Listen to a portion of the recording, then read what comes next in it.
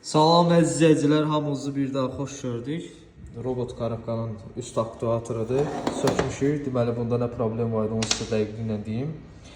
P092-177 kodu yazırdı. O da maşında 2-4-6-nı verirdi skorsla. Atırdın D rejiminə 2-4-6 rejimini göstərirdi. Deməli iç hissədə, bax gördüyünüz kimi bu iç hissədə, baxın açmışam. Bunun plasması var. Hansı ki bu yiv gedir gəlir bunun içində. Vilkaları dartır. Bu yiv içərdən qırılır. Bu yiv içərdən qırıldığına görə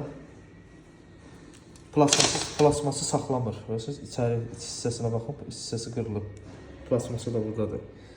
Plasması saxlamadığına görə vilka çıxır oradan, yivi saxlamır. Sökmüşük, içərisində olur. İç hissəsində olur. Bu sağlamdır, bu xarabdır. Düzdür, bunu düzəltdik, normal vəziyyətinə gətirdik. Bunu dəyişdik, yəni. Bu iç hissəsi çıxır buradan. Normal vəziyyətinə gətirdik. Maşın normal işlədir. Bu da köhnəsidir. Belə şeylər olanda çalışın ustaya yaxınlaşın.